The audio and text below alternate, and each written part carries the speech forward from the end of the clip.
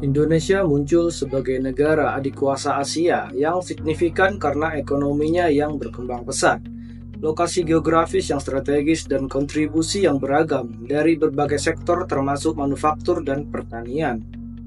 Perekonomian Indonesia telah mengalami peningkatan sejak pertengahan abad ke-20, mengatasi tantangan sejarah kolonial dan ketidakstabilan ekonomi. Pelaksanaan pemerintahan Orde Baru pada tahun 1960-an menandai titik balik yang mengarah pada stabilisasi mata uang, penurunan inflasi, dan peningkatan investasi asing. Rencana Pembangunan 20 Tahun Indonesia (RPJMN) telah berperan penting dalam keberhasilan ekonominya dengan berfokus pada pembangunan keberkelanjutan dan mengatasi masalah lingkungan. Sektor ekonomi negara yang beragam, khususnya manufaktur dan pertanian, telah berkontribusi pada statusnya sebagai pelaku ekonomi teratas di Asia. Lokasi strategis Indonesia di antara Asia dan Australia, serta Samudra Hindia dan Pasifik, memposisikan sebagai pemain kunci dalam perdagangan global. Sebagai anggota pendiri ASEAN dan anggota APEC, Indonesia memainkan peran penting dalam stabilitas ekonomi dan politik regional. Kepentingan negara adidaya global seperti Tiongkok dan Amerika Serikat di Indonesia menyoroti pentingnya Indonesia di panggung dunia dan menarik investasi asing. Meskipun menghadapi tantangan seperti ketergantungan pada sumber daya alam dan kebutuhan untuk mengembangkan industri maritim, prospek ekonomi Indonesia tetap positif dengan potensi untuk menjadi salah satu dari 10 ekonomi teratas dunia. Potensi ekonomi Indonesia secara historis diremehkan, dibayangi oleh raksasa Asia lainnya seperti Jepang, Korea, dan Cina. Kebijakan pemerintahan Orde Baru dianggap mampu menstabilkan ekonomi Indonesia dan menyiapkan panggung bagi pertumbuhan masa depan. RPJMN dipandang sebagai strategi pembangunan jangka panjang yang struktur dengan baik dan efektif, yang krusial bagi kemajuan ekonomi metodologis Indonesia. Keberhasilan ekonomi Indonesia disebabkan oleh kontribusi berimbang dari berbagai sektor dan bukan hanya bergantung pada satu industri saja. Posisi geografis negara ini dipandang sebagai keuntungan signifikan bagi perdagangan dan pembangunan ekonomi dengan potensi untuk menjadi pusat maritim. Kepemimpinan Indonesia di ASEAN dan keanggotaannya di APEC sebagai faktor kunci dalam peningkatan status Indonesia menjadi negara adidaya. Kenetralan Indonesia dalam persaingan geopolitik antar Tiongkok dan Amerika dapat bermanfaat sehingga memungkinkan Indonesia untuk memanfaatkan hubungan dengan kedua negara adidaya tersebut. Kekhawatiran muncul mengenai keberlanjutan lingkungan Indonesia dan perlunya menyeimbangkan pertumbuhan ekonomi dengan pengelolaan sumber daya alam. Optimisme tentang masa depan ekonomi Indonesia yang menunjukkan bahwa pertumbuhannya yang berkelanjutan hampir terjamin, kecuali terjadi keadaan yang tidak terduga. Ketika berbicara tentang negara adikuasa Asia, orang-orang otomatis teringat Jepang, Korea, dan Cina. Namun yang mengejutkan banyak orang, salah satu negara dengan ekonomi tertinggi di Asia sebenarnya adalah Indonesia, terletak di benua Asia Raya dan Australia, serta di antara Samudra Hindia dan Pasifik. Indonesia dijuluki sebagai Zamrud Khatulistiwa. Ekonomi yang tumbuh pesat dan potensinya yang sangat besar untuk menjadi salah satu kekuatan terkuat dan paling mengejutkan di dunia. Mudah dipahami mengapa Indonesia sering diabaikan dalam hal peningkatan ekonomi. Indonesia adalah negara Asia Tenggara yang pernah dijajah oleh bangsa Barat, Portugis, Belanda, Jerman, dan Inggris. Negara-negara yang dijajah cenderung memiliki ekonomi yang lebih lemah karena kebutuhan mereka untuk pulih dari kerugian selama penjajahan. Tentu saja, Indonesia harus memulihkan kerugiannya dari semua tahun di bawah kekuasaan asing. Sejak tahun kemerdekaannya pada tahun 1945 hingga sebelum Orde Baru diberlakukan pada tahun 1960-an, ekonomi Indonesia sangat menyedihkan. Penjajahan oleh pasukan asing sangat merusak produksi dan ekspor karet dan minyak Indonesia. Setelah itu, upaya Indonesia untuk segera memperbaiki kondisi ekonomi adalah solusi ekonomi makro, sambil mengabaikan masalah ekonomi mikro yang mengakibatkan inflasi, kemiskinan, dan kelaparan. Untungnya, tahun-tahun setelah 1960-an merupakan titik balik pemerintahan Orde Baru yang dipimpin oleh Presiden Soeharto. Saat itu mulai berlaku dan menstabilkan mata uang, menurunkan inflasi, serta menarik bantuan dan investasi asing. Mereka hanya berfokus pada revitalisasi ekonomi sambil menegakkan hukum yang ketat, yang memperbaiki organisasi negara secara keseluruhan. Reformasi dalam kebijakan negara pada 1980-an menghasilkan peningkatan ekonomi yang lebih baik. Faktanya, dari tahun 1989 hingga 1997, ekonomi Indonesia tumbuh pada tingkat yang luar biasa sebesar 7% selama kurun waktu tersebut. Meskipun krisis keuangan Asia 1997 tidak luput dari Indonesia, negara tersebut dengan cepat bangkit dan melanjutkan pertumbuhan ekonominya. Meskipun PDB Indonesia telah mengalami peningkatan sejak tahun 1980-an, pertumbuhannya pada abad ke-21 merupakan hal yang paling mengesankan, dengan PDB sebesar 986,8 miliar dolar USD. Pada tahun 2000, Indonesia diproyeksikan akan memiliki PDB sebesar 5.800 miliar dolar pada tahun 2027. Sebagian besar keberhasilan ekonomi Indonesia pada abad ke-21 dapat dikaitkan dengan rencana pembangunan 20 tahun yang mencakup tahun 2004 hingga 2024. Rencana pembangunan ini disebut RPJMN, yang diterjemahkan menjadi Rencana Pembangunan Jangka Menengah Nasional, yang disegmentasikan menjadi salah satu rencana pembangunan jangka panjang 20 tahun, serta 4 rencana pembangunan jangka menengah 5 tahun, masing-masing dengan prioritas pembangunan yang berbeda. Misalnya dalam hal lingkungan, RPJMN 2015-2019 difokuskan pada pengembangan sumber daya terbarukan dan keberlanjutan, sementara RPJMN 2020 hingga 2024 saat ini difokuskan pada penanganan deforestasi, degradasi hutan, dan masalah lingkungan lainnya. Setiap RPJMN jangka menengah dibangun di atas RPJMN sebelumnya untuk memiliki proses metodologis kemajuan ekonomi mereka.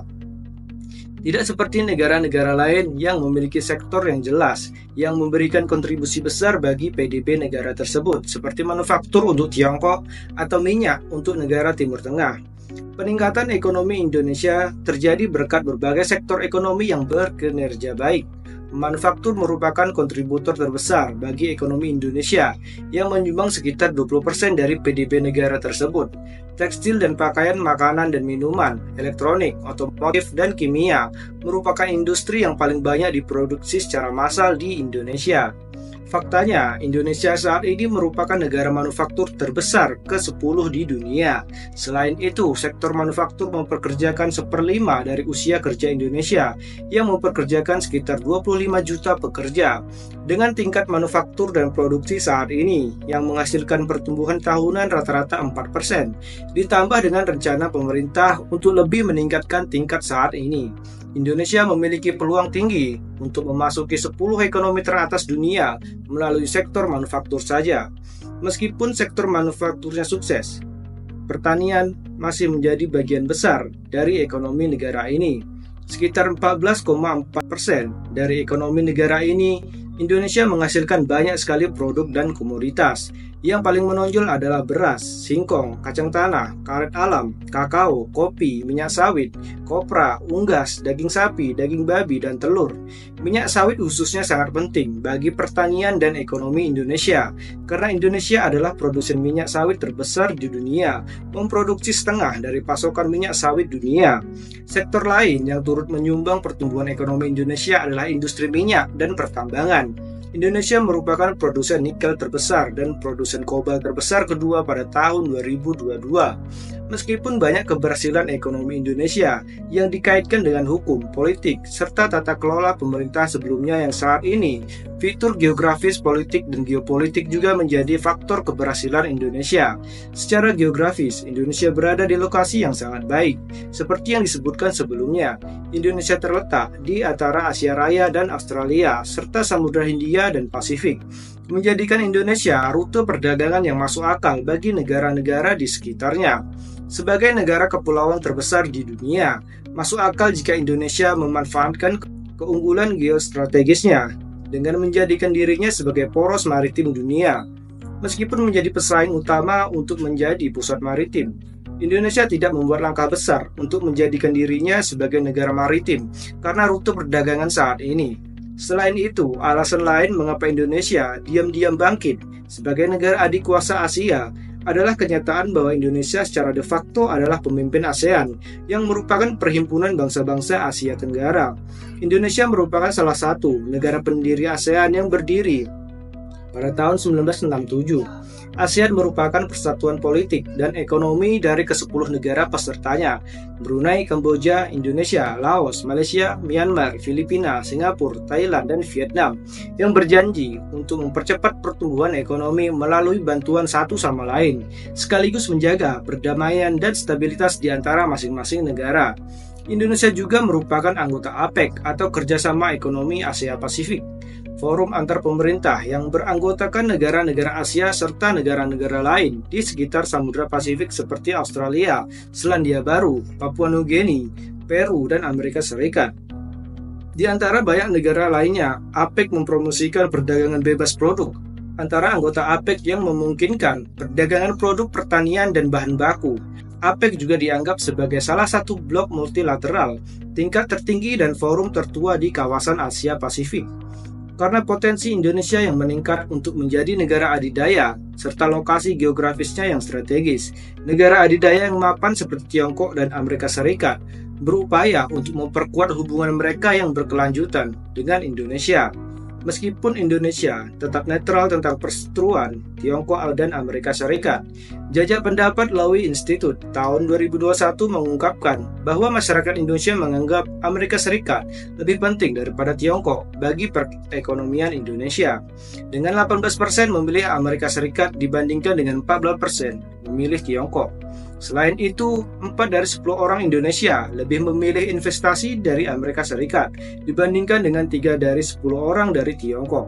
Saat ini Indonesia tetap netral dan tidak memihak kemanapun, meskipun kepentingan kedua negara paling kuat di dunia menunjukkan betapa pentingnya Indonesia, yang menyebabkan efek berjenjang dari investor asing yang lebih tertarik ke Indonesia. Indonesia mengalami tahun 2022 yang luar biasa, dengan pertumbuhan ekonomi sebesar 5,3%, tertinggi sejak 2012. Dan tampaknya ekonomi negara ini tidak akan berakhir. Indonesia tetap menjadi produsen nikel dan minyak sawit terbesar di dunia, dan yang terbaik kedua setelah banyak produk lainnya. Meskipun pemerintahan Indonesia menyatakan bahwa peningkatan pada tahun 2023 mungkin tidak akan sebesar peningkatan pada tahun 2022, pemerintah masih yakin bahwa peningkatan sebesar 5% mungkin terjadi pada tahun 2023. Indonesia masih berada di jalur yang tepat untuk memenuhi rencana RPJMN.